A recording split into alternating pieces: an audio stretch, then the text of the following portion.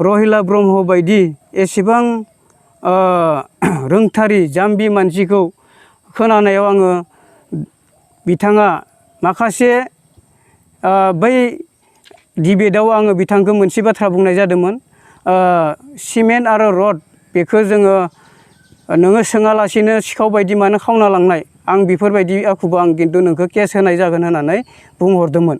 बुंनायखौ गिनानै बिथाङा गिबि गावनि दायखौ फांथेनो थाखाय बिथां रहिला ब्रह्म बिथांखौ लिंना लांनानै दाबि धमखि होनानै बेखौ मिडिया लिंहरनानै बे बाथ्राखौ बुंहोनाय जादों होननानै खोनानो मोन्दों। आरो बिथाङा गावनि जि रहिला ब्रह्म बिथाङा सोर मिडिया बहा दं, सोर निउस लाइभ बहा दं, सोर इउटुबार दं, जेरावबो एक'खौनो मोनथिफेरै मानसिया जेबोखौनो मोनदां मोनि मानसिया दिनै बोरैहाय इउटुबार लाबलायनानै बा हिन्दुआव बिथां सर्मेश्वर ब्रह्मखौनो जोङो थांखिनानै बुंनो हायो।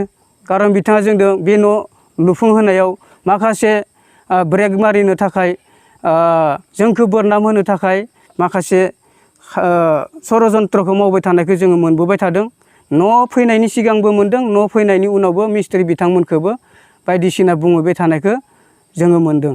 दा दिनै बिथांनि जिखिनि हाबाफारि बिथाङा सासे साननो हनो गोरों मानसि, ओनसोलाव सासे गोरिब मानसि न' मोननायखौ मोनहोगानो थांनाय रखमसो जाहोनो थांनाय रखम नुनो नागिरो जोङो। मानो होनोब्ला बिथां रहिला ब्रह्मआ आखाइयाव हाजिरा खामला मावनो थाखाय रावबो बेकग्राउन्डआव मानसियानो गैया। दा बेफोरबायदि मानसिनो जोङो एसेबां खस्थ' खालामनानै न'खौ जोङो होफैदों। जों रावनिफ्रायबो बिथांमोननिफ्राय जेबो लुबैयाखै। नोंथांनि न'खौल' जोङो मावफुंनानै होगोन होननानै बुंनानै जोङो अफिसियेलि जिबान हायो जोङो साक्सेस खालामनानै लाबोनानै मावहोनाय जादोंमोन।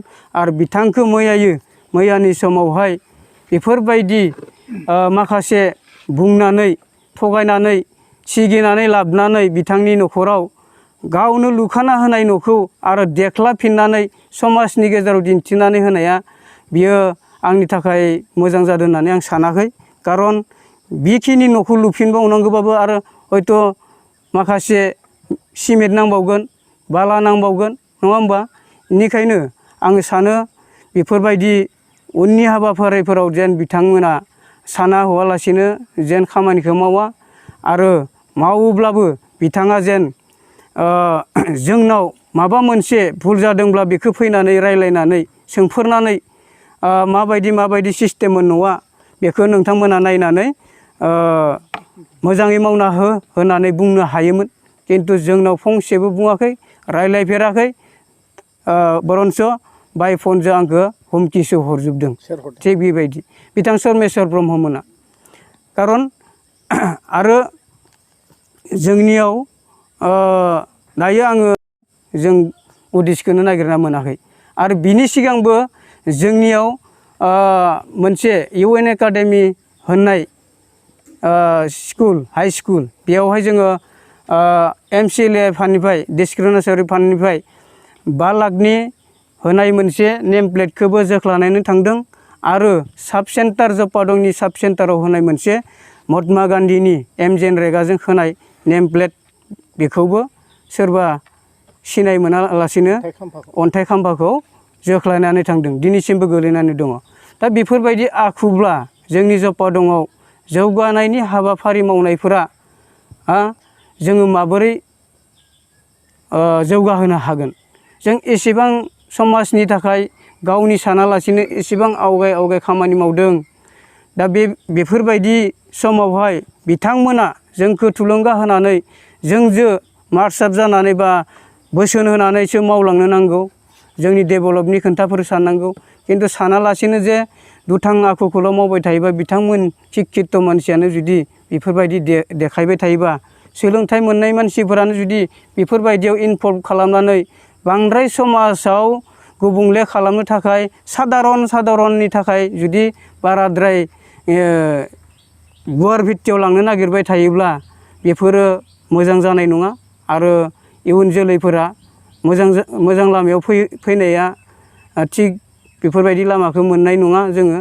ओंखायनो जोङो बिथांमोननो जोङो बोरैहाय देखायलांनो बेखौसो जों साननांगोन आरो जोङो रोङिखौ बिथांमोनाबो साजेसन होनानै जोंखौ फोरोंफैनांगौ खारन जोंबो गोदान हादान नङा होमबा गोदानै गासैबो गोदान गोजा गोदानैनो जोङो जेसेबां हागौ साक्सेसफुल खामानि मावजोबदों दायो जोंनि जफा दङ जोङो UPPL सरकार फैनायनिफ्राय खमैबो जोङो गोबां खामानि मावबाय जोङो 584टा न'खरनो जोङो न' होनो हादों आरो बै समावहाय बिथांमोना BPFनि नेहाथारिमोन बिथाङा सरमेश्वर ब्रह्मआ दासिमबो नेहाथारि दा बिथां सरमेश्वर ब्रह्मआ BPFनि नेहाथारि जानाय समाव आरो बै समाव सरकार थानाय समावहाय बिथांमोननि न'आ गंफ्रोमबो आदुरासो आं दाबो दिन्थिनो हायो 197टा न' होफैदोंमोन बेयाव होफैदों बेनि 50%आनो आदुरा जाफुङाखै दायो जों बिदिन्थि हिसाबै दिन्थिजोबनो हायो खिन्थु जों बेफोरखौ बुङाखै थांनायखौ थांबाय फैनाय समाव मोजां मावलायथो होननानै जों नेबाय थादों बिथांमोना खिन्थु बै अफं गोसोआनो दंबाय दङ आं बेखौ मोजां मोना खिन्थु सम बे समा जोङो हाइ-फाइ सम खामानि मावनांगौ आरो नैबे समाव बयबो सिगां फारसे मोजां लामायाव दावगानो थाखाय आगान सुरबोनांगौ आं बेखौसो खावलायो आरो बेफोरबायदि एना एनि थायोब्लाथ' जोङो नोंथांमोननि समाव मा मावदों मावाखै चेयारमेन बिथांमोनजों लोगो नांनानै दैमालु देउरि चेयारमेन आरो सरमेश्वर ब्रह्म अनिल देउरि आरोबाव जोंहा खरगेश्वर बर' बिथांमोनानो बे सरकारि न'नि थांनाय समनि BPFनि समावहाय लिड लादोंमोन आरो लिड लानानै बिथांमोननि न'आ गोबांनियानो आदुरा जादों दाबो आंनाव खावलायबाय थायो सम फैबा जोङो माबा मोनसे IBSफोर हायोबा आद्रा खामानिफोरखौ जोङो सोसननानै होगोन दे होननानै जोङो आखा होबाय थादों खिन्थु बेफोरबायदि आखु दिन्थिबा जोङो बिथांमोनखौनो मावफुंथारनांगौ होननानै जोङो नारसिननोसो गोनां बायथ' जागोन भबिष्यत नङा होमबा आरो बेखौ जोङो खावलायो दा जाहाथे बेफोरबायदि लेभेलजों बिथांमोना थांबाय थायोबा जोङो आसि थुयै बिथांमोननि जि करापसन मावनाय आं बेखौ खावलायगोन आरो नैबेयावहाय बिथांमोननि जि बुंनाय एस्टिमेट लेखा दङ जोंहा नै न'नि नमुनाया बेफोरबायदि जानांगौ जोंना बेखौ जोंहा BDO सारा जोंनो खावलायदों इन्जिनियार सारा खावलायदों बे हिसाबैनो जोङो मावबाय दङ आरो प्लेन लेभेलावबो बियो लिंटार गैया स्लिप थांनानै 3 इंसि इथाजोंनो मोनहैनानै गोजौ खोरखि लेभेलाव मोनसे लिंटार होनांगौ आरो बारान्दायावबो लिंटार गैया थेवब्लाबो जोङो लिंटार होदों बहाबा बेफोरबायदि होनानै मावफुंजोबदों आरोखि दा बेखिनिखौ आङो बुंनो सानो बेनिखायनो जोङो गोग्गानाय दङ जोङो इन्टारेस्टेड मानसि